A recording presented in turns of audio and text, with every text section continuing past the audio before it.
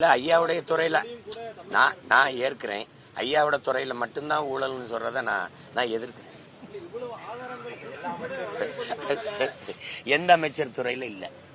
சரி, ஈடி வரட்டும், ரைடு வரட்டும், எது வரட்டும். ரைடு வர்றது தெரியுது இல்ல, சோதனைக்கு வர்றது தெரியுது. நடவடிக்கை ஏதாவது தெரியுதா தம்பி? சொல்லு. நடவடிக்கை ஐயா பொன்முடி வீட்டுல, ஐயா துரைமுருகன் வீட்டுல, எல்லார் வீட்லயும் நடந்ததுல ஈடி. அப்புறம் எங்க வரா ஓடி? என்ன டாடி மோடியை பார்த்தோன்னு முடிஞ்சிருது.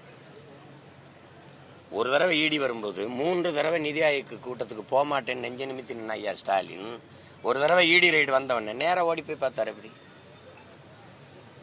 நீங்க வர்றது தெரியுது, சோதனைக்கு வர்றது தெரியுது. சோதிச்சு என்ன தகவல் அது வெளியில வரல, நடவடிக்கை தெரியலையே.